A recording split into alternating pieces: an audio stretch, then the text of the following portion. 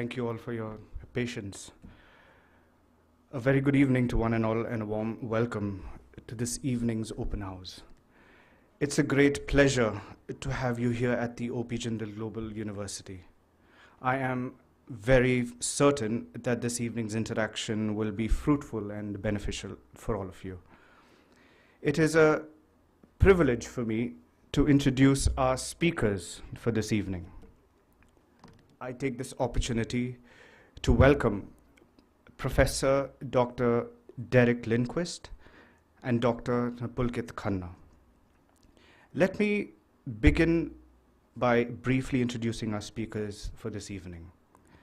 Professor Derek is the Dean of the Jindal School of Psychology and Counseling. He completed his PhD from Yale University, following which he served as a postdoctoral fellow and research associate at Indiana University and the University of Kansas, respectively. In addition to teaching, Dr. Lindquist mentored dozens of undergrad students as well as several graduate students. Our next speaker, Dr. Pulkit Khanna, is an associate professor and executive dean at the Jindal Institute of Behavioral Sciences. She completed her PhD in psychology from the Indian Institute of Technology, Delhi. She is responsible for academic planning and management at the Jindal Institute of Behavioral Sciences. Besides her teaching engagements, she is regularly invited as a resource person for training sessions for school leaders and educators, as well as professionals from prestigious organizations. I once again warmly welcome our speakers for this evening. I invite both speakers on the stage, please. Thank you.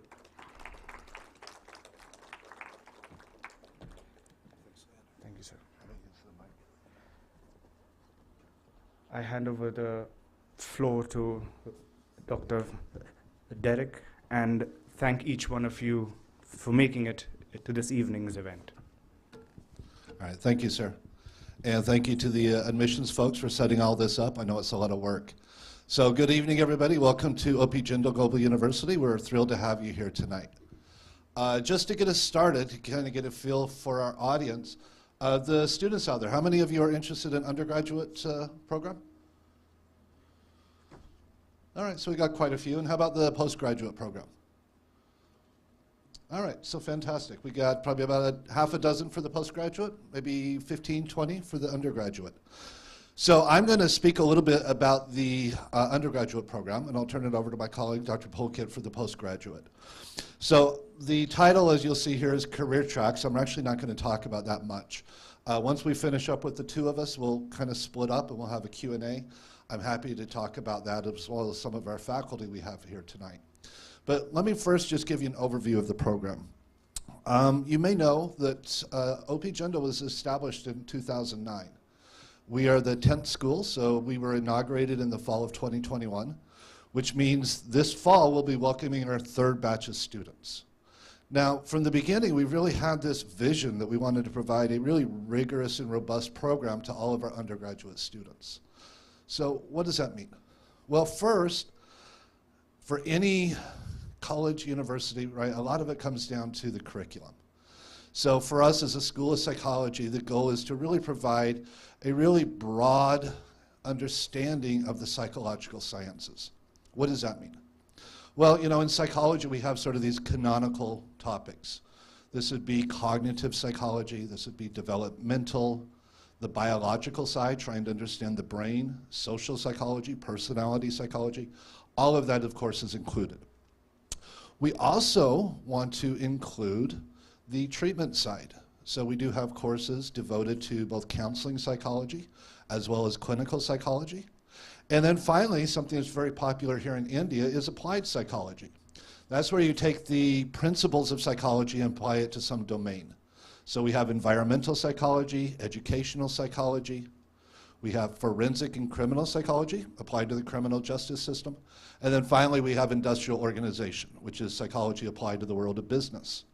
So across these 4 years, and to take a tangent here, I think most of you, because you're here tonight, recognize the national education policy. We have this change from a 3-year program to a 4-year program.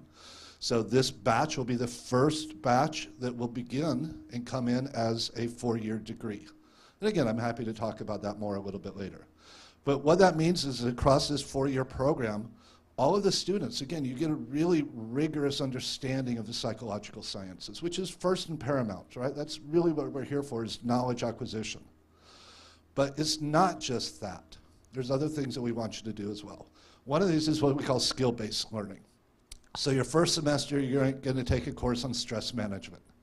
So being a new college student away from home the first time, it can be stressful. Anxiety and depression is not uncommon. So we're here to provide the support, the knowledge again, that help you manage that during your first year. We also have what are called practicums, okay? Sometimes called a practical.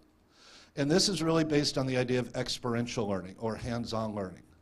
So that means you learn about something in class, right? The theory of developmental psychology.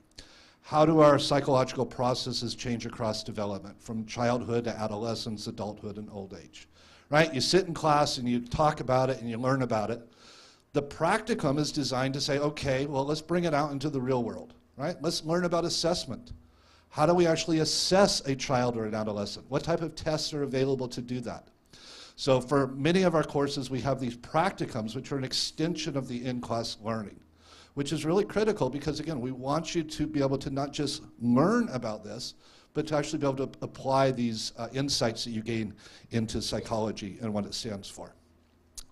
Moreover, building on that idea of experiential learning, we put a really big emphasis on internships.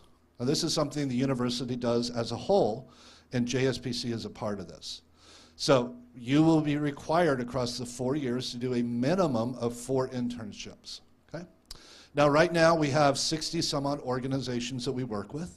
That number will certainly grow and continue to go up as we move forward.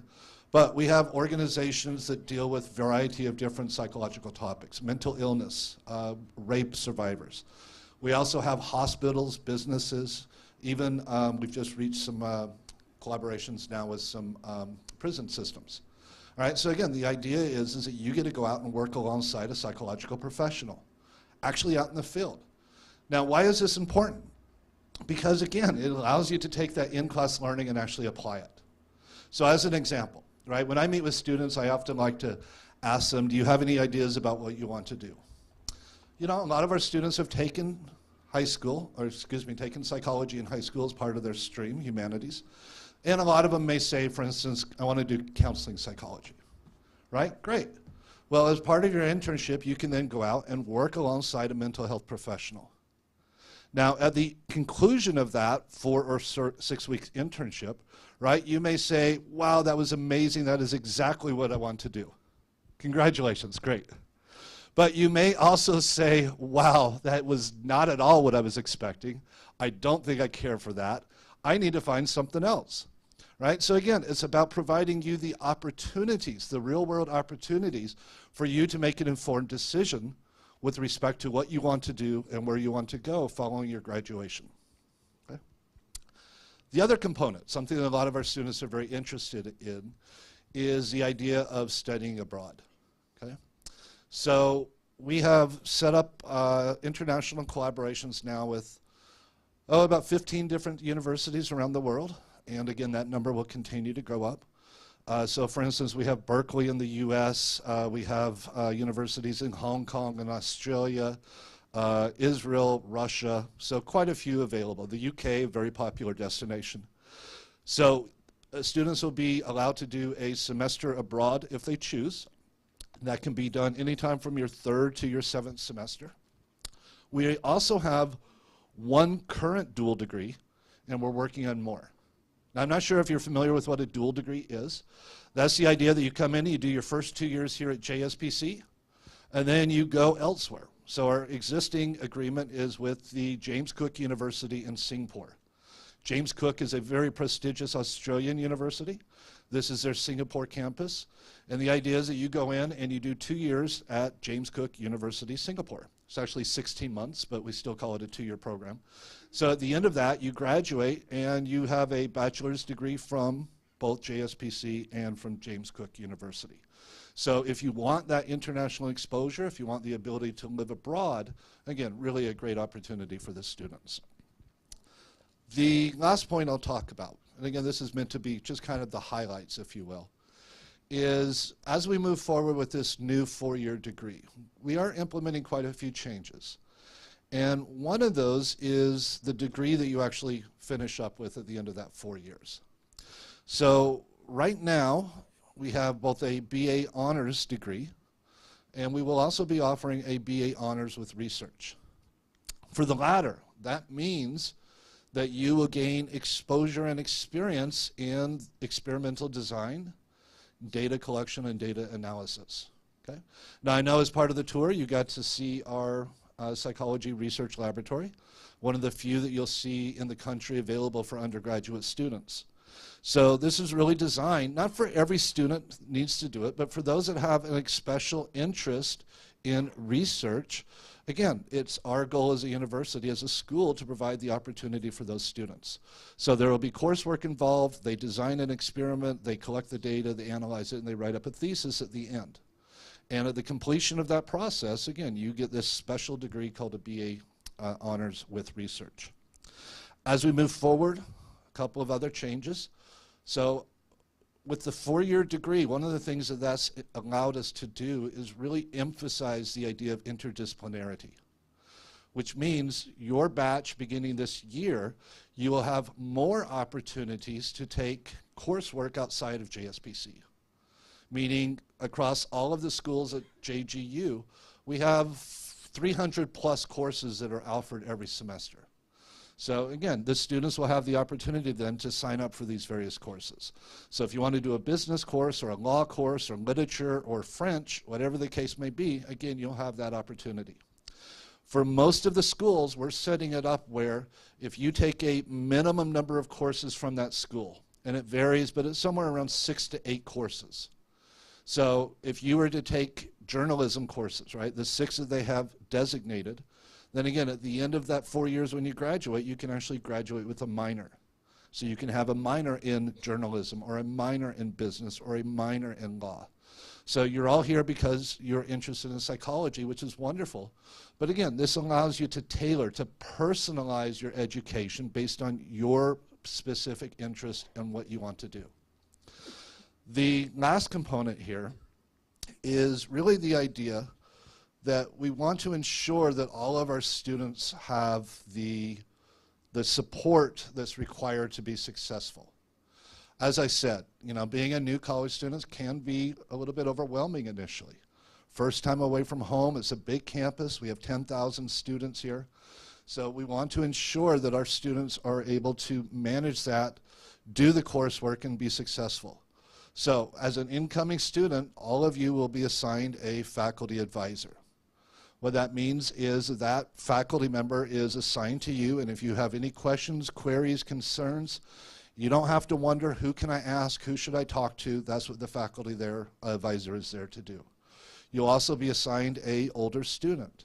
So right now we have a program called PAL to PAL, where our older batches will be there to mentor the incoming first-year students. So it is true that much of the information flow at any college is through the students, right? The admin, we try our best, but the fact is the students talk a lot. So they're the ones that are going to say, this professor's great, that one not so much, this course is this, you need to do this when they say this. Again, the idea that I'm trying to get across is we have prepared for your students, and parents, I'm talking to you. We've prepared for your students in order to ensure that, again, we have a support system in place on the first day that they arrive. And that support system is really there to ensure that, again, not only can they come in and do college and experience college life, but again, they can do so successfully and hopefully excel in that experience as they move forward over the course of the 4 years. All right, so that's it for now. After my colleague, Dr. Polkett, speaks, we'll kind of divide up. The UG students can stay here. The PG students will go with her. And at that time, we're happy to answer any questions that you may have. So thank you very much. I look forward to talking to you more.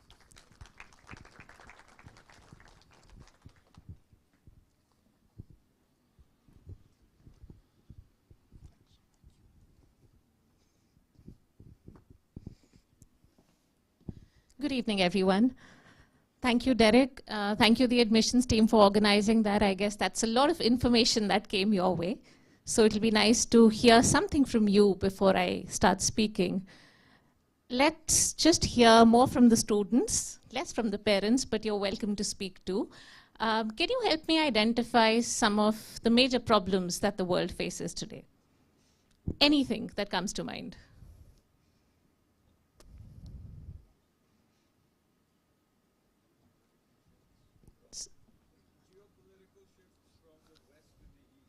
Okay, geopolitical shifts. It'll be nice agar aap mic pass along kar denge. Anybody else? Geopolitical shifts, yes. Environmental problems, absolutely, sir. Anything else that comes to somebody's mind? Loneliness, very valid problem. In fact, the UK set up a ministry to address that. I saw another hand go up somewhere. Stress and cardiac issues, yes. Just maybe one more before we go on.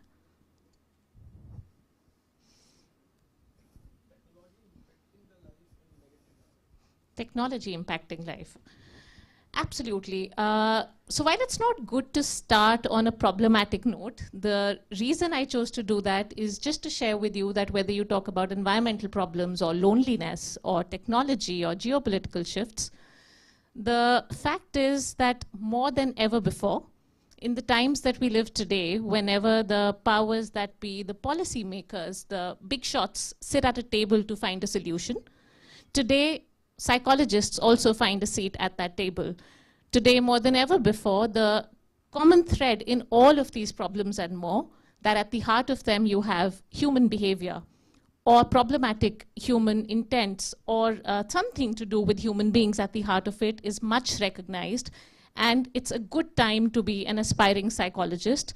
So first and foremost, if you've chosen to drive down all the way on a Saturday evening and be here in Sonipat, I think it's a worthwhile investment of your time because it's a good time to be an aspiring psychologist. Now, we've had somebody generously introduce me. We'll hopefully get to meet more once we bifurcate into different rooms. But I'd like to take this opportunity to just introduce the institute that I represent to you today. I am representing the Jindal Institute of Behavioral Sciences that currently offers all of the PG programs, the postgraduate programs in psychology that are available at Jindal Global University. So although Dean Derek did ask for a show of hands, I wasn't quite able to catch it completely. May I know how many of us here are interested in pursuing postgrad programs? Okay, great, thank you. So to talk a little bit more about Jibs, Jindal Institute of Behavioral Sciences, is popularly known as Jibs at both our university and outside, so that's what I'll call it henceforth. Jibs was set up in 2014, and as we speak today, we are actually on the verge of entering into our 10th year very soon. We are in the process of celebrating our 9-year anniversary. So Jibs was primarily started as a research institute in 2014, and usually most schools in the country start off like they start off from nursery to grade 3, and then they add a class 4, 5, 6, and so on. But our journey has been quite the reverse. Starting off with a PhD program back in 2016, very recently we started entering into the master's degree space. So far, our journey has focused on 3 main domains or 3 main verticals. Let me begin with research because we started off primarily as a research institute. We function through 4 centers that we have within the umbrella of Jibs. We have a center for victimology and psychological studies. We have a center for leadership and change, a center for community mental health, and a center for criminology and forensic studies. The reason why this is important for potential master students is because you have an opportunity to affiliate with any of these centers, also participate in projects, engage with faculty who are leading these centers, and benefit from that exposure. Now, apart from these centers, the flagship PhD program that the Institute offers has been the melting pot of a lot of contemporary research, and we already have 14 successful graduates from this PhD program so far. Other than that, if I focus on the academic component, up until last year, Jibs was very popular only for cross-registered electives that we offer across the university. So Dean Derek also spoke about how, as students of psychology, you can branch out into journalism or law or business and finance and so on and so forth. So we've been at the heart of that, offering courses in behavioral sciences, not only limited to psychology, but also criminology, forensic sciences, and other areas to all students across campus. So at any given point, if I talk of the ongoing semester, we have about 2,000 students from across the university who are pursuing courses offered by our faculty at Jibs. They could range from very interesting areas like whether it could be managing psychological capital, or it could be emotional literacy, or dealing with analytics, or neuromarketing and digital media, things that are contemporary, very applicable, maybe less theory focused, but could involve real life applications for people from diverse backgrounds. Building on this, of course, we recently got into offering our own dedicated degree programs. I'll come to that in a moment from now. But besides research and teaching, the third main vertical of all of our activities at Jibs has been what we call capacity building and outreach. Through this particular vertical, we've been working extensively with different stakeholders across the society, both in India and abroad. From the time that this institute was set up, I think one of the things that's been a part of the DNA has been to not limit psychology to, as you say, to rats and stats, and not do anything outside of the confines of a classroom or a lab, but really translate it into real world gains. So through many pro bono teaching programs for educators, school leaders, school principals, so far the Institute has managed to train over 2 lakh people since inception. We've also been working on paid consultancy format programs for what we call the MDPs, or professional development programs, in partnership with the Executive Education Department. This again percolates down to our students as well, who from the word go get to engage in more real life applications, because ultimately a field like psychology is truly beneficial and has the scope to make an impact, whether in India or overseas. So finally, coming to the programs that perhaps some of you or most of you are interested in, which is the master's programs that we offer. Let me begin with what we started offering last year in fall 22, the MA-MSc in Applied Psychology. In fact, all of the programs that I'll very briefly speak about right now are 2-year residential on-campus programs. So all of these programs that I'll speak about are 2-year-long on-campus residential programs spread over 4 semesters. The first one being the MA-MSc in Applied Psychology with a specialization in community psychology. The second one is the same master's program with a specialization in industrial or organizational psychology. The third one being a specialization in forensic and investigative psychology. So in each of these, the core foundational courses in applied psychology are followed by a year-long instruction in the chosen area of specialization for a student. Community psychology, as the name suggests, is to enable students to better understand the relationship between themselves, the social environment, how communities function, how to contribute in both preventive as well as remedial manners at that level. The industrial and organizational psychology specialization really tracks what you'd call the entire employee life cycle, from the talent acquisition or recruitment stage right up to attrition, focusing on everything that matters to enhance both productivity, performance, and employee well-being at the same time. And finally, forensic and investigative psychology really examines subjects that lie at the intersection of behavioral sciences and law, policing, administration, courtroom, criminal aspects, etc. So this, of course, is a very, very brief and sketchy description, because I understand that the majority of the audience here are undergraduate students, so hopefully we'll have a chance to discuss at length with the ones who are here for the master's program. But what I'd want to talk to you about next are two new offerings. So this is the fourth and fifth program, so to speak, which we are entering and inaugurating for the first time this year. These are two programs recognized by the RCI, or the Rehabilitation Council of India. One is a master's program in rehabilitation science, and the second is a master's in psychosocial rehabilitation. Now, what's unique about both of these are that just like you have the Medical Council of India or the Bar Council of India, as far as everything psychology and mental health is concerned, let me first at the outset admit that the regulatory system in India is far from ideal. But RCI currently is the apex body that regulates the licensing of professionals. So the USP for any student who successfully graduates from this program is that they are licensed by the Rehab Council of India to practice in the field that they've specialized in. We're happy, both me and my colleagues who are here with me today, we are very happy to take specific queries or discuss the curriculum for interested students. But coming back to the more general focus, now irrespective of which of these 5 programs one was to take up, there are some common hallmarks that really transcend all of our offerings, both at the graduate level or at the undergraduate level. The first one being interdisciplinarity. I think that's something that you'll find in the sentiment of the entire university, because we don't even have the physical sort of demarcation of Department X, Department Y, or Department Z.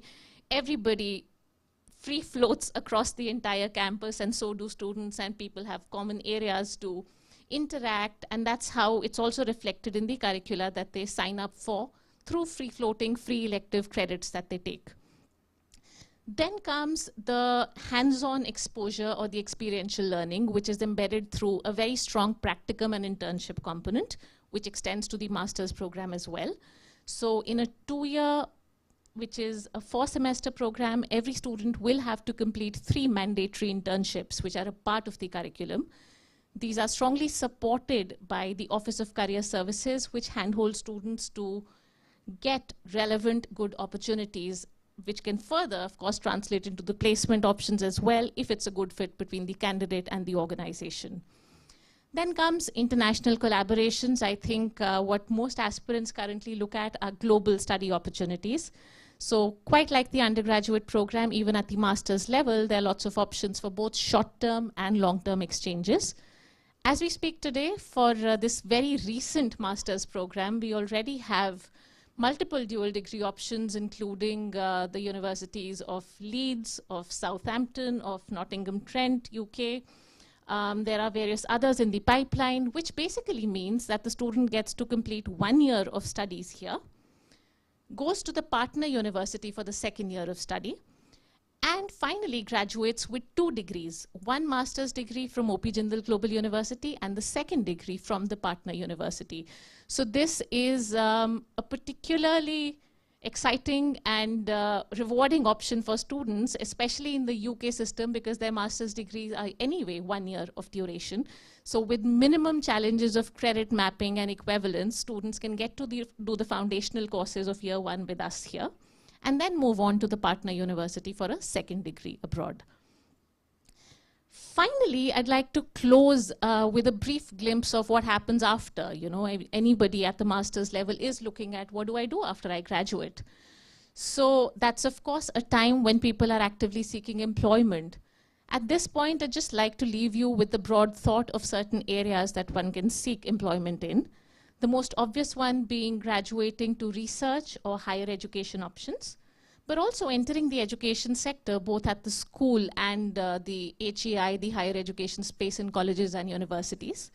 Apart from that, there's the healthcare sector, there's the social work sector, as well as industries and organizations that are open to behavioral scientists as people officers or HR professionals.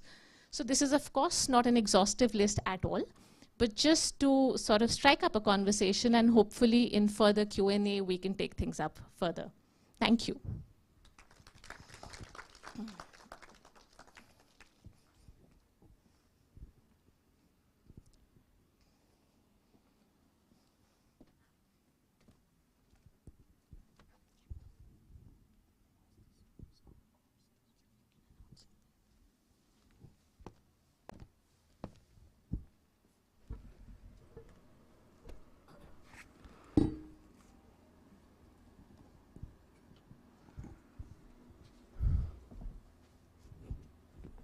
Thank you, Professor Derek and Dr. Pulkit. We will now move on to our Q&A session. Students who opted for the undergrad program will remain here, and students opted for the master's program will follow Ms. Babita. She will guide you to the seminar room upstairs. Thank you.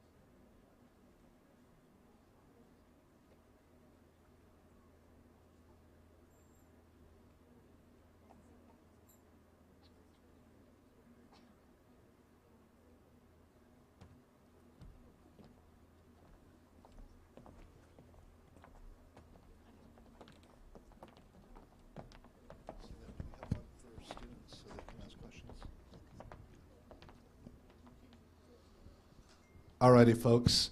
So I know I threw a lot of information at you, so we're happy to break it down and talk about anything from either the students or the parents. But before we get started, I'm happy to have my colleagues with me here today.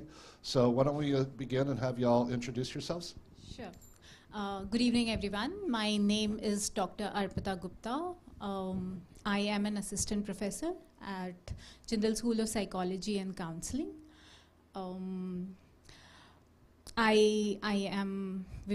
You've been hearing a lot about what studying in the field of psychology looks like. So I'll just give you a brief introduction of what my psychology journey was.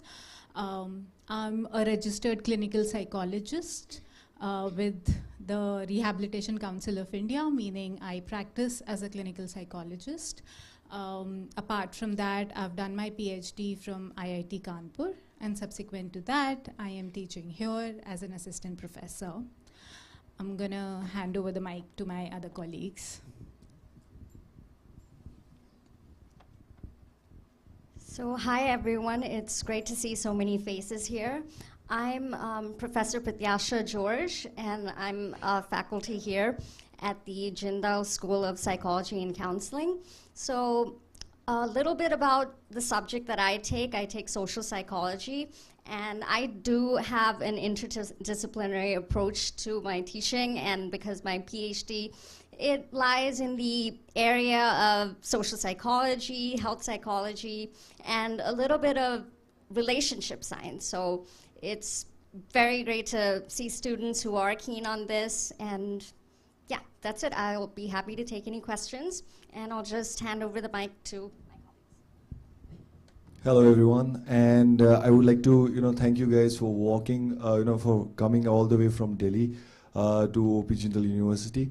And a little bit about me, I am Ronak. I have been teaching psychology for now 5 years, and I'm teaching IO psychology. I've taught at many Delhi and Mumbai colleges, and I'm yet to defend my thesis. And I really like to teach industrial and organizational psychology. So students who are interested in that really like to make the classroom more engaging, more activity oriented. And that's, I think, most of the instructors in JSPC have that view to make their training programs, their classrooms, regular classrooms, not just as classrooms, but something that's more activity oriented. So it's an interaction, not just the teacher speaking, but interacting with the students, so that it's kind of an active process of learning. Hey. Hi everyone. I am Dr. Sara Ghani. I'm an assistant professor at JSPC. A little bit about my journey. So I have done my PhD from NIMHANS and from Wellcome Trust, UK. I was a fellow there. I taught in Christ University, Bangalore for a couple of years, and I'm here now, and I'm very happy to be here. The students here are extremely interested in what they're doing. They're very interactive. They have a lot of questions. What I really like about the students here, which I've not seen before, is that they all have very strong opinions. They have very strong questions. They don't just take facts, don't just think about theory just for the sake of it. They actually debate it, which is very exciting to do that, you know. So the subjects that I teach mostly are, here I'm teaching educational psychology. I've taught clinical and social before, and counseling as well. So thank you. All right, so before we open it up, once again, I do want to acknowledge and thank all of the admissions folks. They really do a fabulous job for bringing you all together, and we've got many more of these planned. And, oh, there he is. I also want to acknowledge Mr. Harsh Sinha. He's the program director for the admissions team. So are you audible? Do you want to say hello?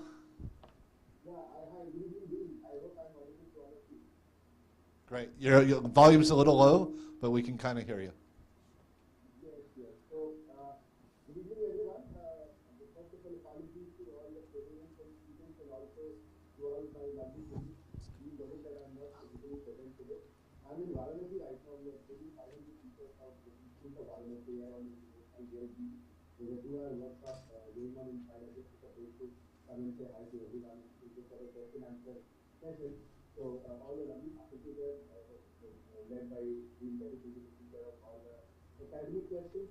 And my admission team already present there. We'll be taking care of all the non-academic questions like related to hostel, related to your scholarship, fees, admission process and all. So I'll be trying to take those questions. So over to you, Dean, and thank you all the parents and students joining in this evening on Saturday. So I will be keeping myself mute and videos off, and whenever there's a question coming which I need to answer, I'll unmute and start my video and chip in.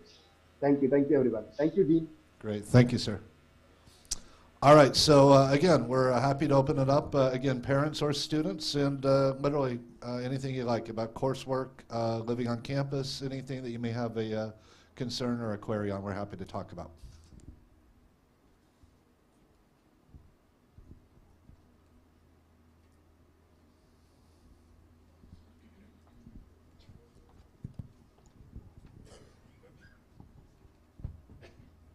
Hi, good evening. Thank you for having us here. I don't know whether it is the right question or not, something very basic to me. What are you actually looking for a student? Like who should opt for psychology, apart from, having some sort of interest in psychology?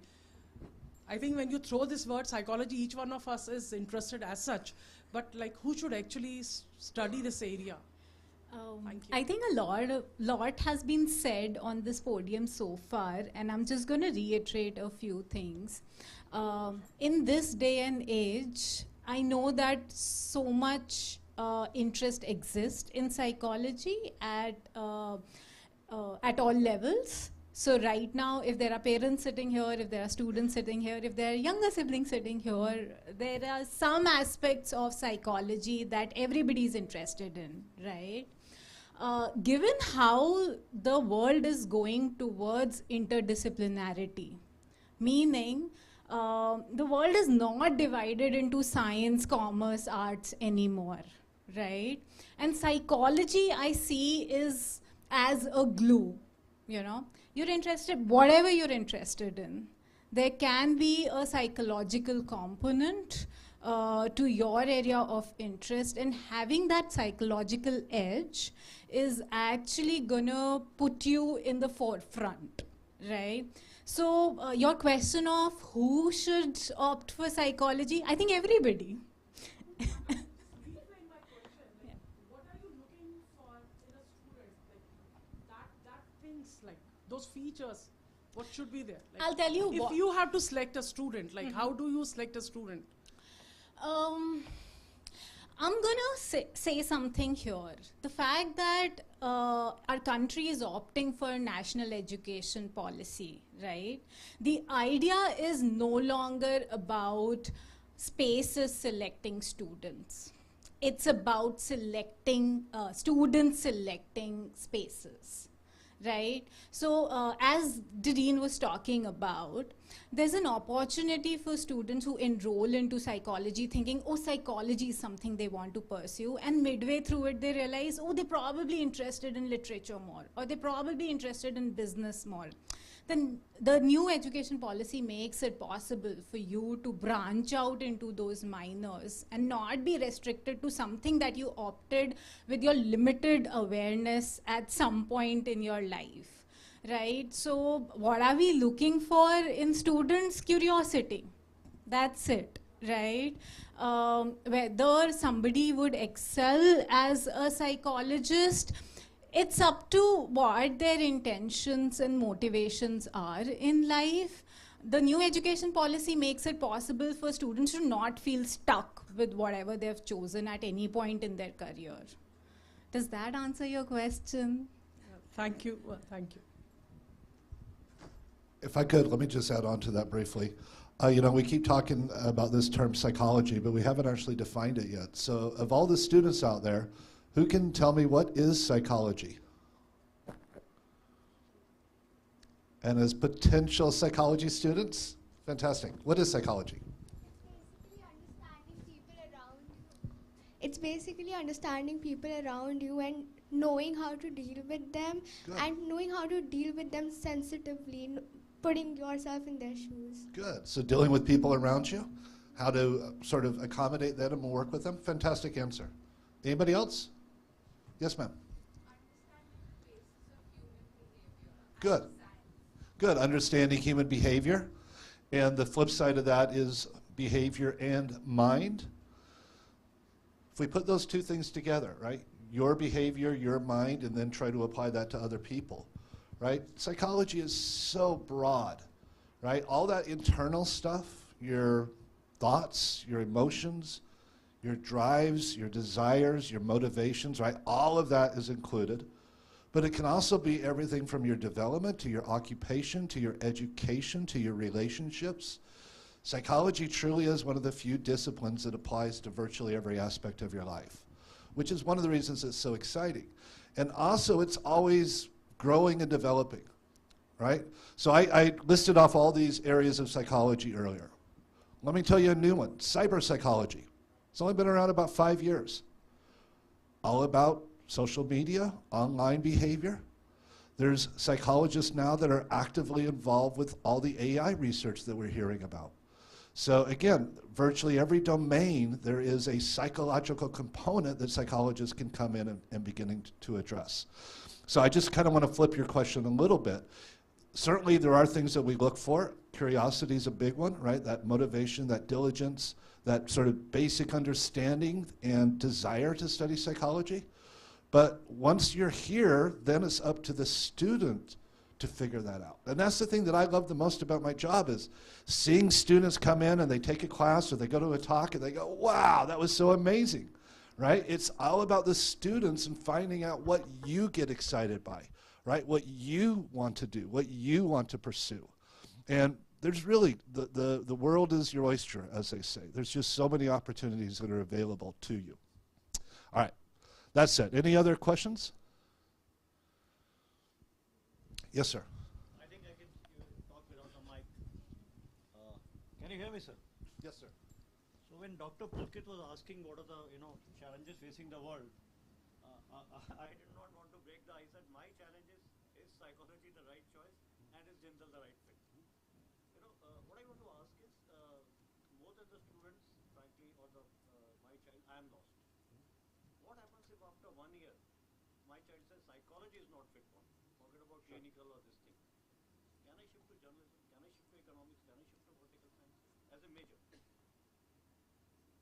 And secondly, after this, why Jindal? I'm sure most of the parents there will have options for various colleges. So what's so unique about it? I can answer the second part of the question, why Jindal. I think Dean Derek would be the better one to answer the first part, if you can shift to another one. As far my understanding, I think you can still do that, but like I said, he'll answer that better. The second part of the question, why Jindal? First of all, I think you've seen a lot of videos which do talk about the better things about the university. But as of my understanding, because I have seen a lot of universities and I have been to a lot, and I've also studied in some of them. So what I can say is that not only are the professors very hand-picked to teach the students, every course, every semester is well thought of. We think about what should be taught first and what should come to the second semester or something like that, right? We don't just put subjects just for the sake of putting. So that starts from the curriculum itself and then the teachers.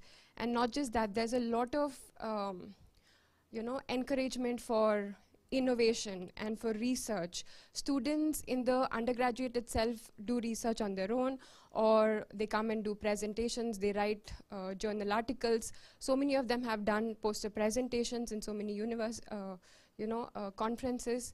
So, and we have like really great campus also. We have so many good clubs that students take part of, and it's not just specific to psychology, right? There are a lot of things that they do. We have magazines that they get to write. There's clubs, for example, which is peer counseling, where they learn how to counsel their own classmates or something like that. So there are a lot of extra activities that they can do, which makes them ready for the world, which other universities might make them just good for the degree.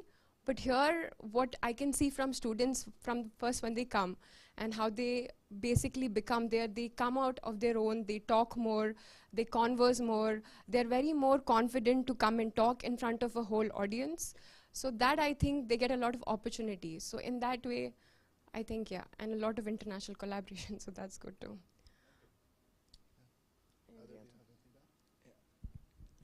So I think she's pretty much added everything why Jindal. Now, one of the things that I would like to point out is that, let's say, how would I position Jindal?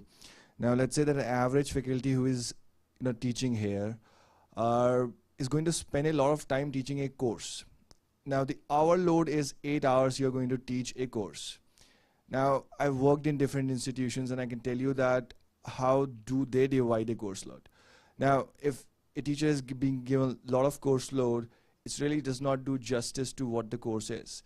Now, since there's a practicum course and there's a theory course, and a teacher is having an 8-hour load, along with that, teacher can guide students on and off, that would make the course and instruction more personalized.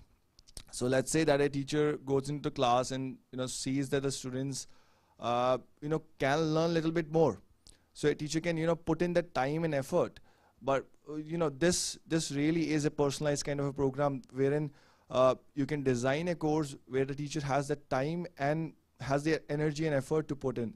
So that's point one. The second, if you see, is that all of the faculties that are there, if you check on the faculty profiles, they're having very different areas.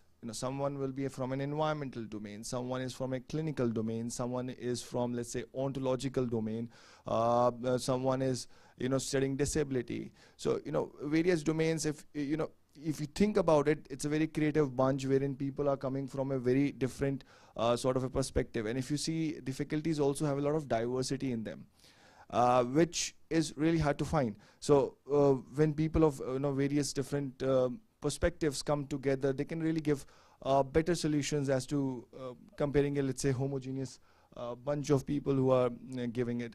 And to answer the first question, the new education policy is kind of giving you a liberty wherein you can sort of design your program. So let's say that there are two advantages. First is that Jindal is one of the institutes wherein we already had the extra programs wherein just before this new education policy also we had the programs wherein there is an interdisciplinary program. So students used to choose electives much before the new education policy. Now we have more electives adding on to it with the coming of new education policy. So I see that Jindal is already equipped with some, let's say that students wants to do journalism. So the student is already closer to it. So you can opt for the subjects which are closer to journalism, and in the end, will get a minor degree in something that they want to do, and a major degree would be psychology one only. Let me just follow up on that, sir. So I think the YJGU, we are the #1 private university, right? They articulated lots of ideas. And I will just say that the campus is a big selling point. It's beautiful. It's intellectually vibrant, but there's also a lot of social activities for our students. We are fully residential, isn't closed. We are in Sonipat. There's not a lot here. So the university really does go out of its way to ensure that there's lots of activities for the students. You might have seen the stuff they're selling outside the mess hall earlier. So they have activities, plays, musicians, etc. So it's really a great opportunity for these young people to not only grow intellectually but socially, which is also a critical component of our school and what we believe in. To follow up on your first question, the NEP has established it where they really want to facilitate students to essentially be able to move around if they choose. So they've now established what they call a credit bank. So if your son comes in and he does a year, then he can take those credits and move elsewhere if you want to go to Flame or Christ or another university and apply for their psychology program. We call that lateral entry. And they've really emphasized that and put a lot of facilitatory reasons why we want to encourage that. What you had asked is if after a year he decides he wants to do business or something else. That is not as simple because as a psychology school, right, our first year is critical. Our students are taking all these courses that I've talked about in addition to a writing course and a year of statistics, etc. So it would not be possible for another student to simply say, I'm in my second year, I want to come into your second year. They don't have that foundation on which to proceed. Most of the schools would feel the same. So the ability to move from one psychology program to another is certainly there, but to move from one school to another is a little bit more challenging. And it would really come down to a discussion with the administration of the particular school on how or if that could occur. Derek, I want to add something. Sure. So just for adding on to what Dean Derek said right now, yes, it's difficult to switch interest areas in schools. However, if somebody strongly feels about wanting to shift from psychology to, let's say, business, I think what NEP makes possible is that you can leave after 1 year with a certificate in psychology and then enroll for a business degree. Having said that, and this is somebody who strongly feels that, oh, this is not for me, and I really need to shift to something else. So their 1 year of education does not go waste. They still end up with a document saying that you are, aware and knowledgeable on psychological concepts till this level of understanding. And that's something that NEP has brought in order to bring in flexibility in the education system in India. Thank you for raising that. And in fact, I'll go just one further. Right, all of our students that we admit, we're admitting them into the 4-year program. That's really what the intention is. But again, the government has set it up now where we have these exit ramps, as they call it. So 1 year you get a certificate, 2 years you get a diploma, 3 years you get a BA degree, not honors, a BA. 4 years is when you get that BA honors. So it is a great point that Professor Arpita raises that, yes, you may not be able to sort of start in a new school at the second year, but that first year would not go to waste. You can actually take that certificate or diploma and apply it, forward. Yes, ma'am. Hi, I just wanted to, good evening first. Sure, please. All right. So I just wanted to ask, as you all know, we are a COVID batch and 11th and 12th syllabus has been limited to us. So we are not aware about the different type of courses, as you're saying, clinical, counseling, etc. So how do we start, if we join in case, we are joining it, so how do we know, which course should we start with? If you get my point. You want to try? Do you know? Your first semester is set. And that will include developmental psychology, cognitive psychology, creative writing, statistics, and others. The reason being is we don't allow for students to do general electives during their first semester because that will be starting in about 2 weeks. So the students typically bid for the next semester at the end of the current semester. So when you come in your first semester, it is set. As you move into your second semester, you will have 4 courses that, again, are set, and then you will have the ability to select a general or cross-listed elective. Now, I think what you're asking is, how do you know which courses you will take specifically? I'm happy to share that with you at a later date. So if you've seen our website, you see that it says 20 courses, and I did that intentionally because we have not quite yet finalized our curriculum. Again, there have been a lot of updates and a lot of revisions as we prepare for this new 4-year program. And so I have a list of what you will take, but not necessarily what you take per semester. By the time you arrive in the fall, that will be prepared and given to you. So I just want to address one thing, that whether you're a COVID batch or you're not, okay? A lot of students that come to the degree program are not necessarily people who have done foundational work in psychology. We have students coming from commerce background. We have students coming from science or arts where they've not had psychology as an elective. So our first semester is, like what Dean Derek said, is set, meaning these are core courses which are ensuring to bring everybody on the same platform, okay? These are foundational courses that will make sure no matter how little or how much you know of psychology already, you will at the end of first semester be at par with all your classmates in terms of knowing basic psychological facts and theories and understandings.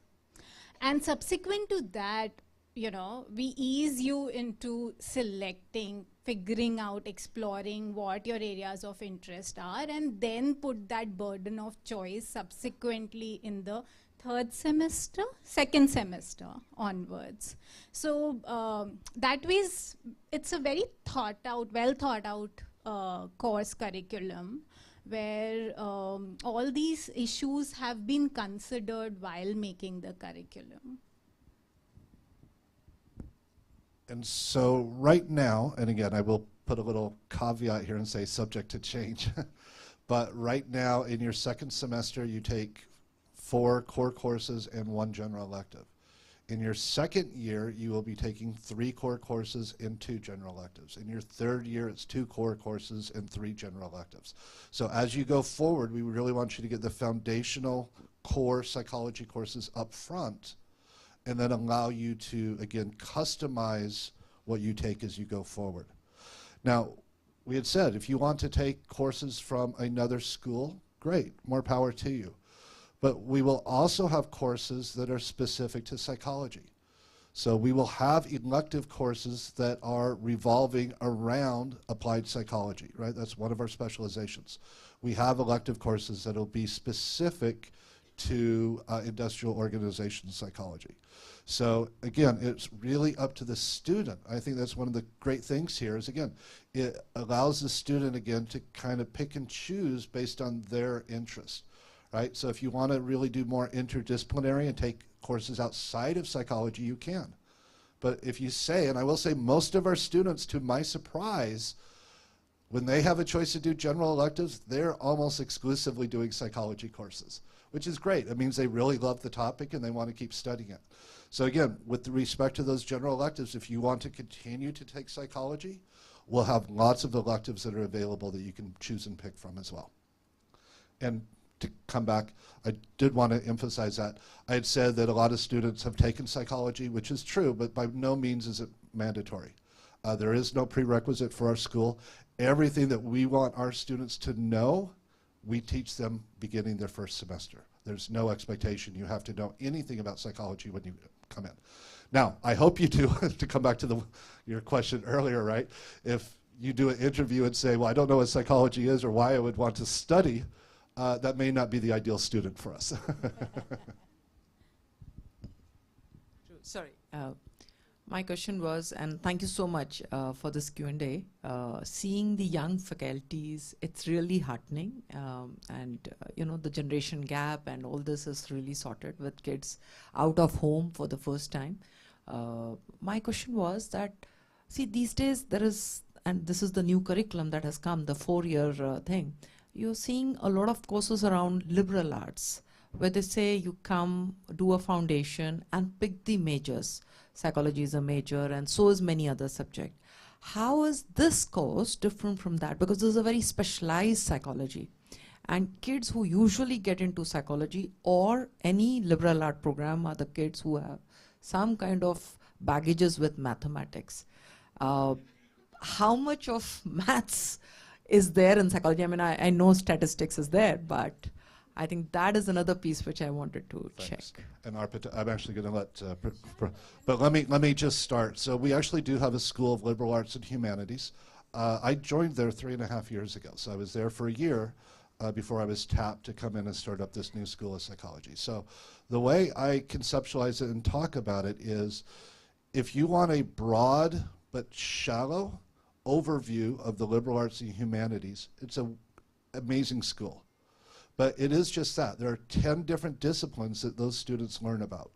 So during their, based on our current 3-year curriculum, right, our 3-year program, your first 3 semesters, so your first year and a half, you're taking coursework across all of those 10 disciplines. At the end of that, you then pick a major, and your last 3 semesters focus on that. Okay? So it's psychology, but it's also literature and philosophy and international affairs, and so they have lots and lots of stuff there. It's a great approach if that's what you're interested in.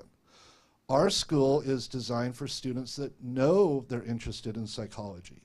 Ours is a deep dive into psychology. So our students, again, when they graduate, they are going to have a really firm understanding of the really sort of entirety of the psychological sciences and what that entails.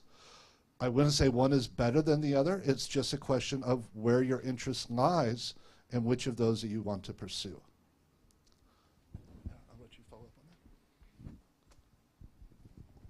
So one thing that's great about the school is that in terms of breadth, we cover a lot of areas, specific areas in psychology, and we also delve into it in depth too. So there's breadth and depth. And as the other, my colleagues have already mentioned, there are a lot of opportunities for electives where you can pursue something that is of interest to you. It does not necessarily have to be all psychology courses. Exactly like if you're interested in other liberal arts subjects, you do have the options to take electives. And in terms of your question on maths, right? So I wouldn't agree that every student who comes into psychology is someone who's struggling with math, but I've certainly seen many students, a lot of students, even, my students too, they do fear math, right? So statistics is there, but that is something that is there, but it's not something to fear. I mean, I think a lot of, students in 12th and in 10th, the way they view math is different from statistics. So I don't think that would specifically be a problem for students, because we tailor it and we tackle it in a way that, I wouldn't say math is fun, but it would be an approachable way of taking it. No, it's not. It's not. But I think that's what you meant in terms of it, application level, right? Yeah. Thank you. Thank you.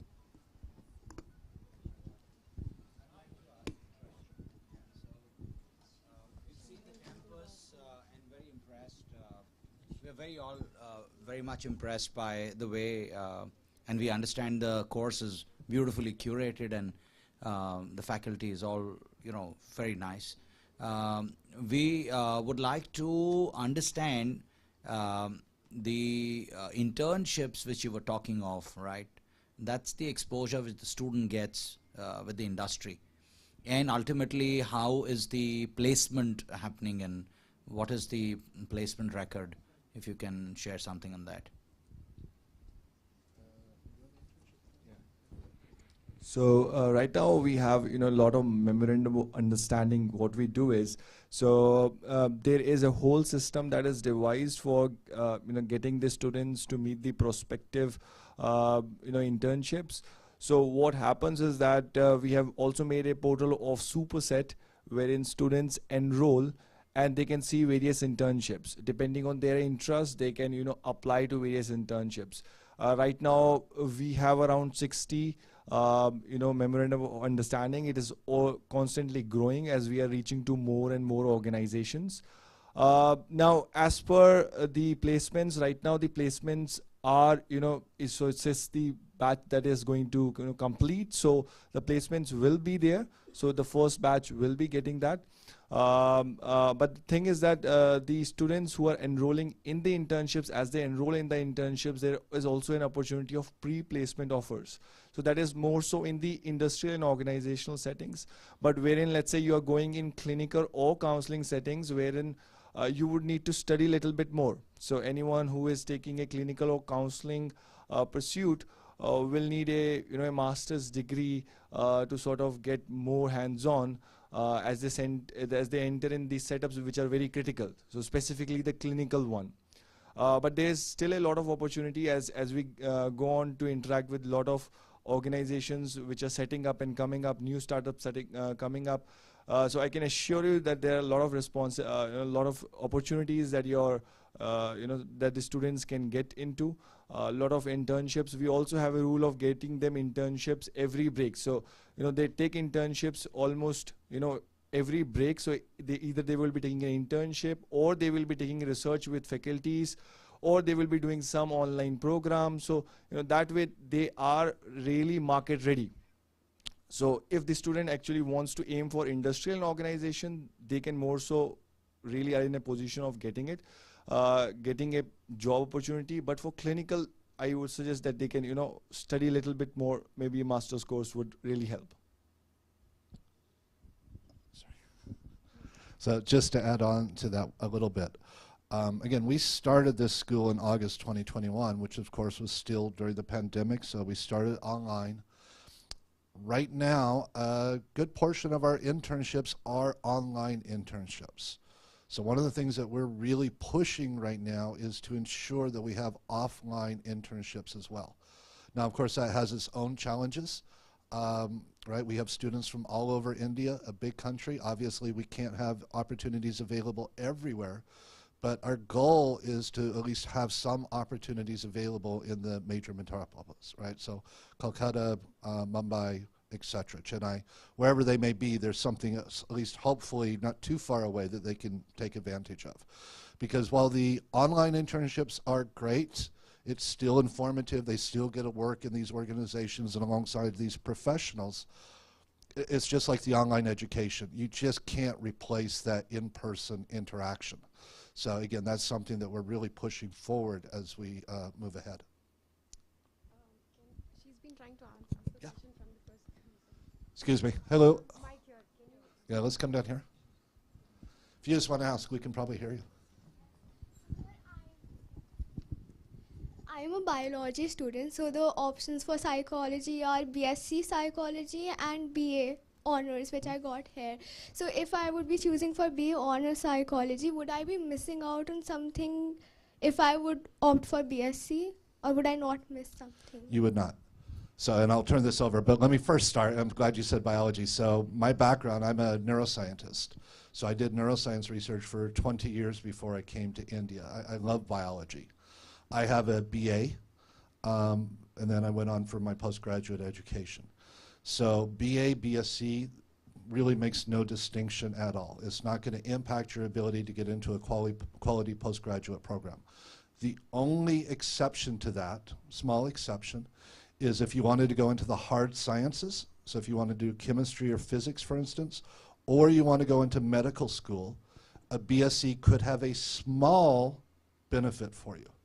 But if that's not your plan, if you know that you're going to do something related to psychology or any of the life sciences, again, it really does not matter which of those you pursue. And if I do BA Honors, then would I be able to do MSc in Neuroscience? Absolutely. So it depends on where you go in the program. Okay, so for instance, here we have a MA, MSc in Applied Psychology, and your degree is dependent upon your undergraduate degree.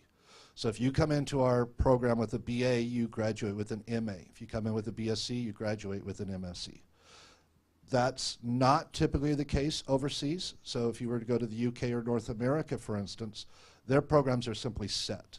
You graduate with whatever they offer, and it's either MA or an MSc. So it's a little bit of a, based on where you ultimately end up going. And I'll let, any of you have anything to add on to that? Sure.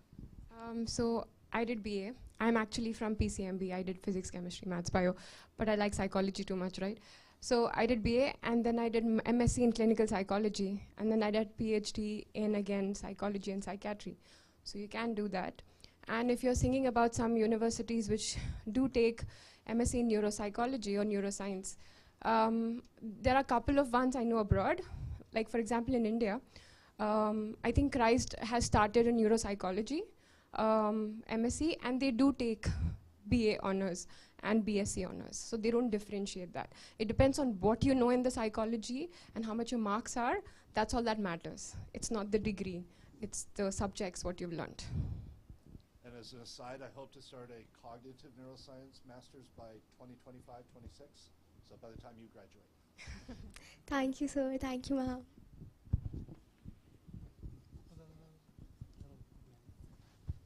Good evening. So my question is that, so crime counseling intrigues me a lot. Seeing your perspectives, I got to know that there's a course in criminal justice and criminology. So my question is that, what's the difference between me choosing the course psychology and then doing that, and me choosing criminology straight away? So what's the difference between both the courses?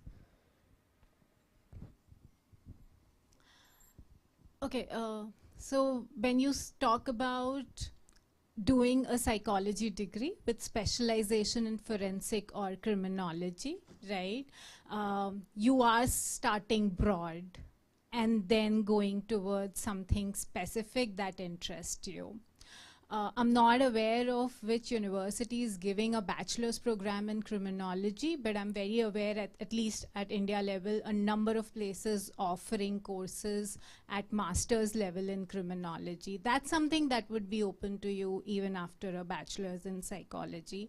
And yes, the orientation there is very specific, right? It's not just about human behavior. It's a lot about the justice system. It's also a lot of biology, a lot of forensic, lot of criminal I wouldn't say criminal behavior, but forensic has it's specific in the sense that the catchment is students at undergraduate level having done either from science background or psychology background or arts background, because they go very specific, the master's program in criminology here. So yes, for when you select a track, you are first getting to know broadly what psychology is and what human behavior is and how the brain works, and then get into the specifics of criminal behavior and forensics. Thank you. Yeah, I think that's pretty true across the board. You got to have the foundation, the broad understanding before you then narrow it down into a specialization. And that's true, again, I know Flame and Christ, they offer specializations. We currently have what we call tracks of study, but again, that's usually at the end, and it's really there to just kind of help narrow the focus of the student. It's not that you graduate with a degree in that specialization. You still get a BA honors in psychology, but again, it's really there just to help the student focus in on what they find interesting themselves. Hi.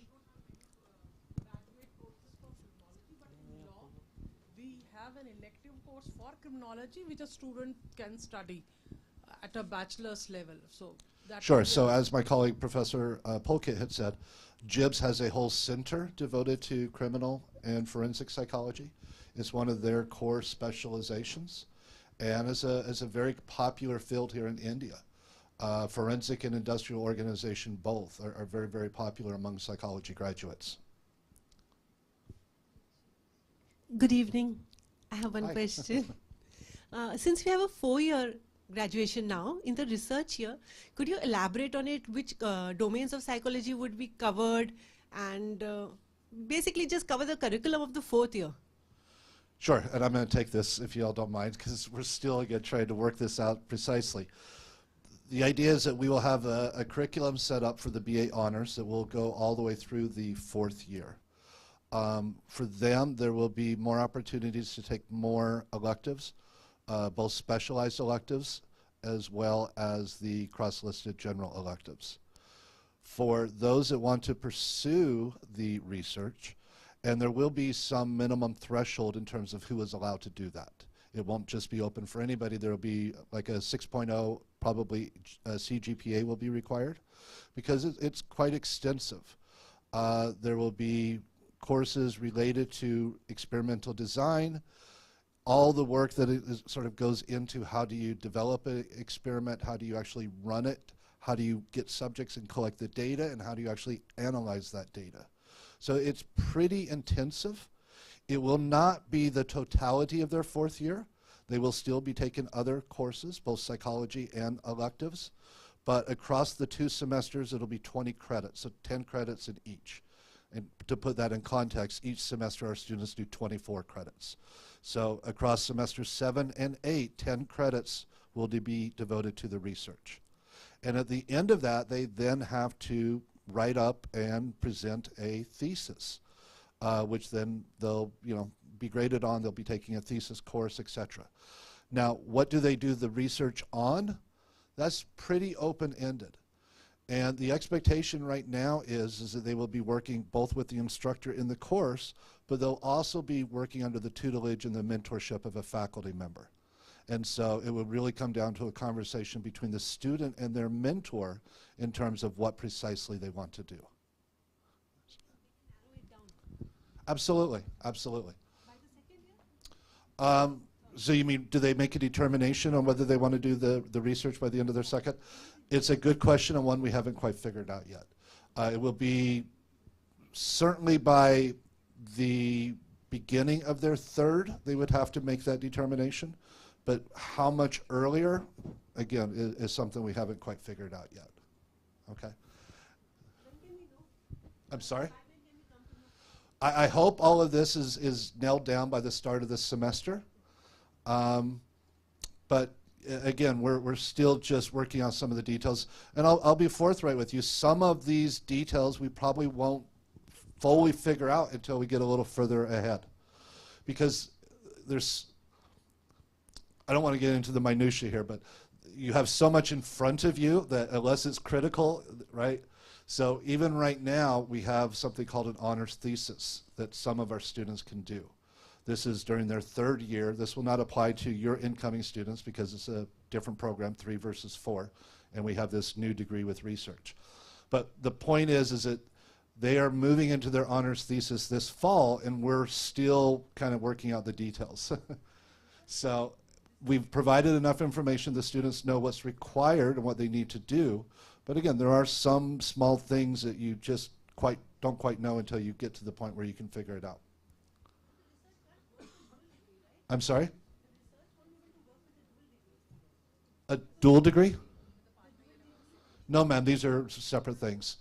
So the dual degree, I mean, if they had a program that had a research degree, of course they could do that there. But we're talking about our degree, which is a BA honors with research.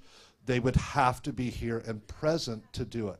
Right, they could not say I want to do a BA honors in research and then go to Singapore. Right, that would not work.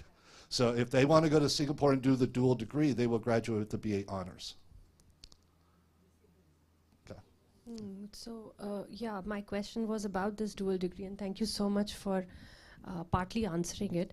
But my apprehension was just this, that first 2 years when the student does the program, BA honors program, first 2 years here, and then they opt for the latter 2 years in Singapore, what do they miss from the program here? And will they not gain something at Singapore which is not valid here? So my apprehension on the, my apprehension for the student is this. Well, I don't think that there would be anything there that's not valid. I mean, I think what they gain is, of course, that exposure to a new culture, right? They're learning about psychology through a different lens, a different perspective. And before we sign off on a dual degree, we have already worked with their program, their psychology program. And we have said, these are the courses our students will take in their first 2 years. These are the courses that they'll take in years 3 and 4. We ensure that there's very little overlap. We ensure that there's what we call mapping, that the sort of the effort that's required for them to complete 24 credits here is comparable to what they do there. Now, it's not 24 credits. Every university has a different credit system. It may be 60, it may be 12. But the point being is that the effort that is involved is comparable between the two. So right now with James Cook, I'm absolutely positive that if they do the 2 years here and they do the 2 years there, they're going to get just as good of an education as if they were to stay. There is 2 courses that do overlap, and we just couldn't get away from that because they require them for their students in year 3 and 4. But beyond those 2 courses, all of the remaining are courses that they have not done, and they're comparable to what they would be doing if they had stayed here regardless. So I do think it's a great opportunity for the students. That said, there's a couple other things. So one, to me, the biggest benefit is really that ability to live abroad, right? Is having 2 degrees ultimately going to help you get into a better master's program? I don't know that it does, maybe. But ultimately, JGU is a great university by itself. Our degree stands pretty well on its own. So again, there is a great opportunity if you want to live abroad. But it also comes down to the individual university. So for instance, and I don't mean to get into the weeds here, so if you don't follow this, it's okay. But Australia is highly regulated.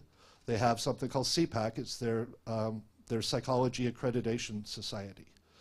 They highly regulate which international students can come in and study psychology in Australia and which topics or which disciplines they can study. Moreover, once they graduate and get a degree, which of those students, those now graduates, can actually practice in Australia? It's very highly regulated. It's very hard for international students to break through and get that opportunity. But if you go to James Cook University, Singapore, that is an Australian university. So the accreditation that would be required is essentially there, and so they have more opportunities now. That is, if you graduate with a dual degree, you now have more opportunities to go and study master's programs within Australia in psychology, graduate, and ultimately perhaps be able to practice. Now again, that's a lot to kind of think about up front. Right, as a second-year student, do I know I want to go to Australia for my master's program? Do I want to practice psychology in Australia? So again, those are benefits, but to me the biggest benefit is just that ability to, again, study abroad. And I will say we're very close to finalizing one with a university in the US, and we have another one in the UK that hopefully we'll have finalized in the next 6 months to a year as well. So again, by the time your students move forward over the next 1, 2, 3 years, there will be more of these dual degrees available. So as an educator, if I ask you, heart to heart, what would you prefer a student should do? A dual degree or an undergrad from their home country and a postgrad abroad? Will that give them a better exposure because they would have matured, they would have a complete a holistic exposure in their home country, and they are prepared. Well, I'm going to actually let my colleagues speak to that.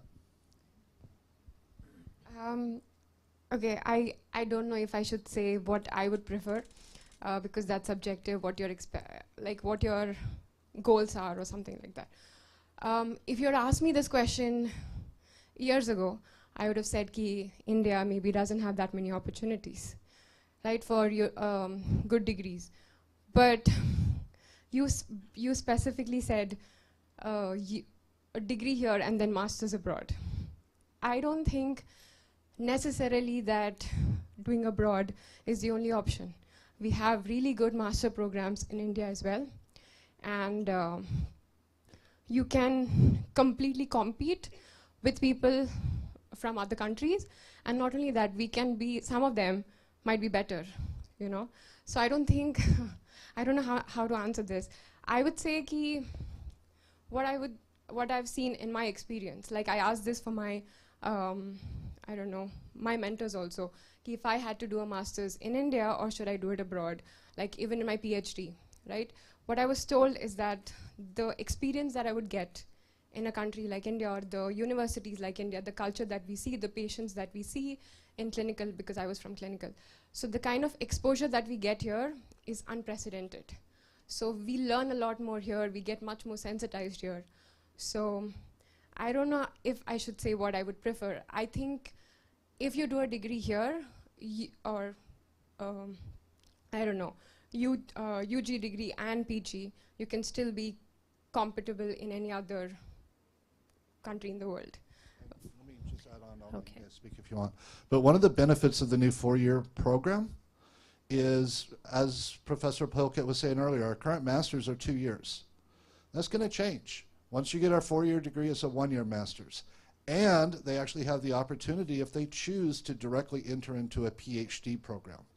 So while it's 1 additional year undergraduate, they've tried to compensate for that and facilitate that in terms of what comes next in terms of the postgraduate education. Sure. Thank you so much. Just want to add, I handle international collaborations for our school, okay? And we have a number of collaborations, and actually, you know, the question that you ask is a very academic question. And a lot of these short-term or long-term exchanges it's a more holistic question. It's not just about what the student is gaining academically. It's also about what they're gaining culturally, what they're gaining holistically as a person. Having said that, in our experience, we currently have nominated a dozen students who are willing to go to different universities this coming fall, right?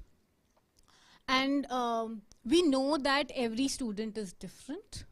Some students are more prepared at undergraduate level to go out into the world and explore, and some would maybe benefit from a more home-based, you know, a little more protected education, and then maybe would feel more equipped to go out, step into the world. It's a personal choice. I have to emphasize it's more of a holistic question than an academic question, because a lot of programs are mapped.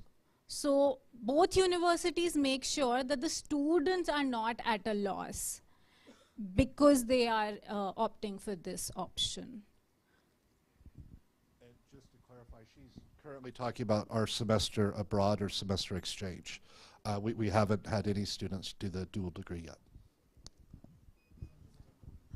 Pursuant to that discussion, are there limited seats in this dual degree program, and if so, what is the selection criteria for it? So with every university, we have different understandings, right? It is in terms of the nature of exchange, whether it's a semester-long program, whether it's a shorter program, whether it's a dual degree. We're also trying to get master's progression for our students, right? So with every university, the nature differs. The number of seats that are available, that differs.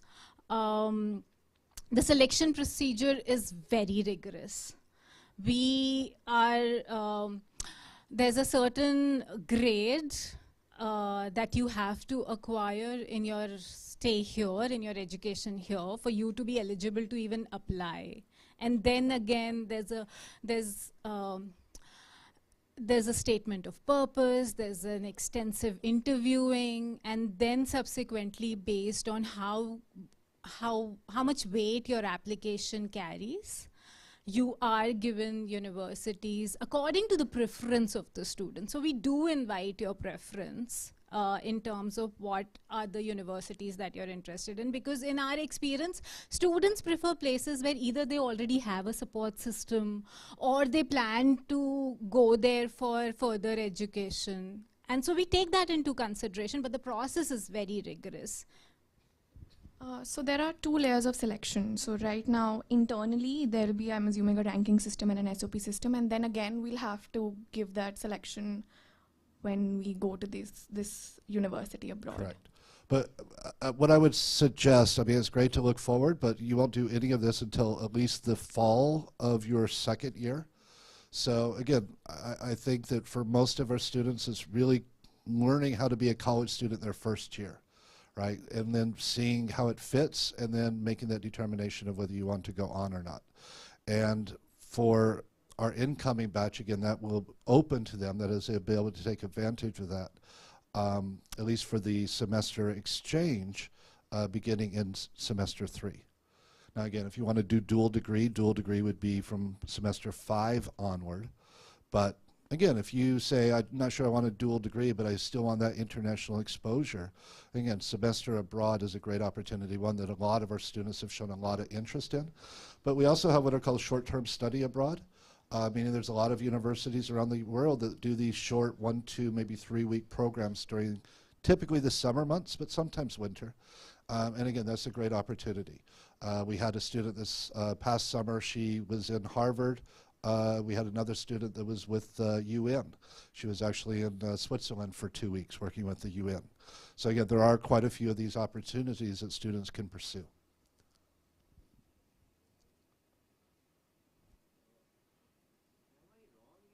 Impression that in the real world roadmap, the master's is mandatory.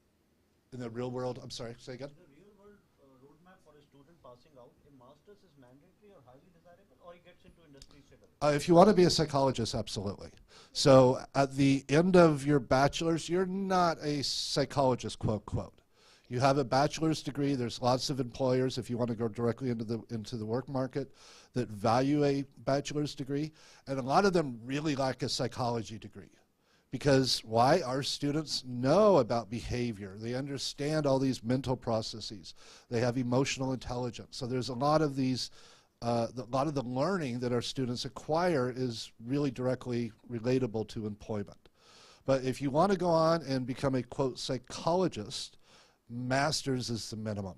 And often you need to go on for a PhD, but at a minimum of a master's.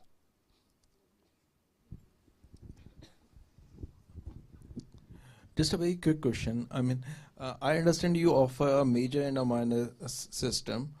So when somebody is studying psychology as a major, is there anything he can do studying business and complementing psychology with business? So something related with business studies or something as a minor? Do you have any option like that? Sure. So again, we're still working out the details of this. So it is largely a major minor, slightly different because you don't pick the major, right? You come into the school of choice, and that is the degree that you receive. And I will say, in psychology, if you're interested in business, again, industrial organization, or it's called organizational behavior, 2 big areas that are directly related to the world of industry and business. So that could be anything from HR to consulting in terms of employee productivity or private versus public life, etc. But in terms of the minor, yes, so the way we are currently moving forward is each school will specify some number of courses that the students must take, meaning a non-psychology student must take these 6 courses from our school in order to receive a minor in psychology. As far as I know, and again, I apologize that I'm a little vague on these details, folks. Again, this is all brand new. We're still trying to finalize some of this. But to my understanding, every school at JGU will offer that. So if you wanted to do psychology and business, presumably business school will have a certain number of courses. Again, 6 to 8 is what we're typically doing. If you take those 6 to 8 courses from the business school, then yes, you will graduate with a BA honors in psychology with a minor in business. Would you mind explaining what you mean by 6 to 8 courses in business? Sure. So I talked about the idea that we'll be offering elective courses. Jibs offers elective courses, so we call these general or cross-listed, meaning they're open to any student on the campus. Okay? So we have core courses that are strictly for our students. These electives, cross-listed electives, are available for anybody. Okay? For the minor, it's going to be probably a combination of core and electives. And again, I'm sorry that this might get a little detailed here, but it really comes down to the school. So for instance, for our school, there are some core courses that we think are important if you want to graduate with a minor in psychology. So although it's a core course, we're going to set it up as an elective for non-JSPC students. They come in, they take it, it's just like any other elective they would sign up for. Beyond that, we're going to have, right now we have probably 24 psychology electives that we offer between us, JSPC, Jibs, and the liberal arts and humanities. Okay? So of all of those courses, we are going to designate the ones that we think you have to take if you want to get a minor in psychology. For various reasons, these are the 6 courses, right? The other option is we may say you have to take these 3 mandatory and then you can select 3 out of these 6. Again, we're still working it out. But the point is that you have to take some minimum number of courses in any school, whether it's JSPC or business or law. If you take those requisite courses that they have designated as their minor, then when you graduate with that minor. This will all be spelled out by the start of the semester. Every school will delineate what courses are required for their minor. Okay? But again, no student will actually be able to do that until at least semester 2, because this is not available to our current students. This will only be available for those coming in the fall, and no JGU first semester student can take electives. So that option to start taking the electives towards a minor will begin in their 2nd semester. Thank you. Thank you. And it's a great opportunity because, again, it really is across all of the schools. We have international affairs, environmental studies, language and literature. So it really does allow the student to say, psychology is what I want to do, but man, you know, I really like language and literature. I'd love to specialize and get a minor in that. Hi, good evening. Can you throw some light on the evaluation of the students? So is it like all focus on end semester exam, or like there's a lot of practical components, but how do you evaluate the students? You guys want to take that? So the evaluation depends on how the course is. Is it a continuous assessment or is it, you know, somewhat an end-term assessment? So generally we have assignments. So, you know, there would be some percentage given to attendance, to class participation, to assignments. So let's say there are 3 assignments. So instructor can say, okay, 10% for each assignment. So assignment 1, 10%, assignment 2, 10%, assignment 3, 10%. Then attendance and class participation also counts. So that also makes up some percentage. So depending on, let's say if it's a continuous assessment, the instructor can say that these are activities, from these activities it's 20% and so on. And there's also an end term component wherein the student writes an exam. So we also have some of the open book exams, some are closed book exams.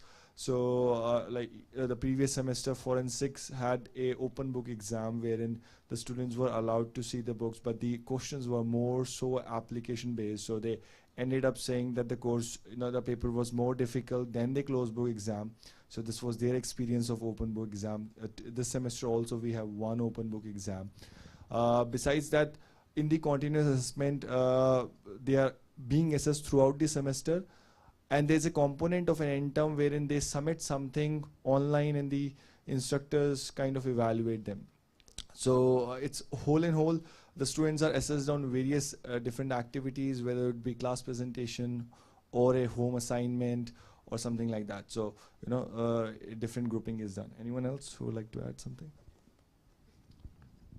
I was actually told we need to wrap it up. So we have time for just one more question, if anybody has one. I just wanted to ask that, do you offer scholarships? We'll get to you, sir. I'm sorry, I don't know who's talking. Hi. Yeah. So I just wanted to ask that, do you offer scholarships? Like, We is do. there any scholarship system? So we have what's called means by merit scholarships. You can talk to admissions, they can give you more information on that. The primary criterion is that the dual income from your parents cannot exceed 30 lakh per annum. So if you're below that, then you can apply, and we have a way that we compute the amounts based on your interview and your income and other things, but that then will be allocated to you. And it is for all 3 years, but there is, again, criterion that is required to maintain that. You have to keep a 6.0 each semester. You can't have resets. So we have a lot of students right now, not a lot, but certainly some, that are slowly realizing that, oh, I haven't done what I was supposed to do. So it's great for those that can get it, but yes, you need to make sure you stay on the ball and ensure you keep up that focus. So, like, does it depend on the score of our JSAT and the entrance exam? That Slightly. Again, we have a number of factors that come in. I don't want to get into the details because, again, it's a little equation that we use. But again, you can follow up with admissions. They're well aware of the details, and they can give you more information. Thank you. Sure. Hold on. Yes, Harsh, you want to answer? Not really, but I'll try to amplify whatever you say. Can you all hear him? Hello, can you all hear me? Yeah, much better. Okay, wonderful. So as Dean rightly said, scholarship depends on multiple parameters. One of them is the family income of both the parents put together. So after you confirm your admission with us and the CBSE results are declared, the admission team will send you a scholarship application form. The student will have to fill that application form, send it to us along with the last 2-year ITR of both the parents if both the parents are working, otherwise one of the parents whomsoever is working. The combined average ITR of both the years should not exceed 30 lakhs. Then only a student becomes eligible to apply for a scholarship. So that's how we get your ITR and all. And higher the income, lower the points you get. Lower the income, higher the points in income parameter. That is one. Second, of course, the CBSE or whichever board you have studied in, the class 12 result will also make one criteria. Third is the JSAT or the SAT score you have if you have not taken our entrance examination, and followed by the faculty interaction score. Plus, if you have any national, international, state level achievement, all these 4 or 5 things are put together in a calculator. Based on that, there's a grading system which comes into place and scholarships are awarded. And as Dean rightly said, the scholarships are awarded for all the 4 years, but subject to fulfilling criteria of having minimum 6.5 CGP, no disciplinary action, no complaints of serious nature should be against students, then the scholarship is continued in second, third, and the fourth year. And for specifically discussing case to case, you can get back to us, my admission team. We will take questions specific to scholarship. Great, thank you. Were you able to catch all that? All right, so 3 years ITR. Right, and then again, it's your 12th year scores, your standardized score, and your faculty interaction. Yes, sir. What is the batch strength you take for the year? Total strength, like 30 people, 40, 50. Sure. What is your target strength? Second is, what is the evaluation when you take the students? You know, after I have submitted the application online, what is your selection procedure for general batch? Sure. How do you take it? So we cap our batches at 40 students. This is something I've fought for pretty hard. They wanted 60. But I feel very strongly that psychology is meant to be a discursive topic. You have to be able to talk about it, interact with your students, and you just can't do that with 60 students. Okay. So we do cap it at 40. Our expectation for this fall is 240 students or 6 sections. Okay. And in terms of the evaluation, again, we do, of course, look at grades. We look at the standardized score, et cetera. We have set minimums for that. The more subjective part is the faculty interview. And Okay. every student will be set up. It'll be an online interview with one of our faculty members. Okay. And it's not especially difficult, but again, to come back to your question earlier, ma'am, it's, does the student have a basic understanding of psychology, and can they at least articulate to some degree why they're interested and why they want to study it? If they can do that, there's typically no problems. But there are students that, you know, mom and dad want me to study psychology, but they can't really say what it is. So there is sort of that threshold where you at least have to have a basic understanding. Now, that's not to say you've had to have psychology in high school. I've had many students I've interviewed that said, I'm a science major, but I love psychology. I've read books or I've watched stuff on YouTube. Great, no problem. Again, what we want is the excitement, the curiosity in psychology, because, you know, again, I emphasize over and over that this is a 4-year program. You are going to be taking a lot of psychology coursework. You got to be pretty certain that this is what you're interested in and what you want to pursue. Otherwise, you end up in the situation that you mentioned earlier, where a year in, you're deciding that, you know, maybe psychology is not for me. But I will say that we've got 2 batches. We have 360 students so far. I can count on just a few fingers how many students have decided to leave. So most of our students have come in, and most of them are really engaged. And one of the things I've been really gratified by is just how sort of excited and motivated they are. To just give you one example, our very first semester, which again was online, we had our students come together and say, there is no psychology student-led club on the campus. We want to start one. So quite literally within 8 months of our first semester, or the first day of class, our students had set up a new, it's called the Psychological Society Initiative, PSI, and that is now one of the top student-led societies on this campus. So again, the students we've been able to attract to date really do seem to like the topic. They seem to be heavily invested. And I think that that's certainly going to be true moving forward. And that interview is really there as kind of it's a low bar, but again, it's a bar, a threshold that we have just to ensure that, again, the student kind of is, you know, pretty confident that this is what they want to do with their college career. And when do you conduct this interview? After submission of application form? How soon this interview happens? The admissions folks can tell you that. What, a few days, a week or two? Okay. Fine. Once they submit their application, Ishita, how long until the interview usually starts? Hello. Yeah. Yeah, so usually JSAT happens first, and there are slots for JSAT. JSAT happens every day. And once they're done with JSAT, then the interaction happens. So we coordinate with you for the interactions. I hope it's clear. What's JSAT? I'm sorry, I don't Okay, know. so the selection criteria is that you're supposed to give an exam called JSAT. Okay, there's an exam to be given. Yeah, Okay, it's a fine. general aptitude test. Okay. It stands for Jindal Scholastic Aptitude Test. Okay. It has 3 sections. English That's- verbal, that- which that's is online. Yeah, online aptitude test. Okay. Yeah, so for 2 hours and objective type. Okay. And 3 sections are there: verbal, logical, and reasoning. Okay. 50, 40, 10 respectively. Okay. Yeah, so once the student qualifies that, then the next step is faculty Is the interaction. interview. Yeah, Okay, and got that also happens online over a platform called Microsoft Sure, Teams. sure, that's Yeah, fine. and then the faculty assesses the student on the basis of few parameters, like, you know, how they performed in the interaction, how confident they were, what all knowledge they No, have that's about fine, fair enough, psychology and so on. understood. I Yeah. got the answer. Thank you so yeah. much. I got the answer. And assuming the interview goes well, it moves forward pretty quickly. You'll get an offer pretty shortly thereafter. All right. I want to thank you all for joining us. It's been wonderful to interact with you. I hope this has been informative. And Ishita, what's the plan? We got dinner? So everybody can please follow my team, and they'll guide you to the place where the dinner will be served. That's the mess on the mezzanine floor. And thank you so much for joining us, and thank you so much to all the faculties and deans, sir, Yes. for conducting such And a I do wonderful want to session. acknowledge and thank my faculty for joining us. It's a Saturday evening, so I really do appreciate them coming out tonight. So thank you for joining us, folks. Thank you so much.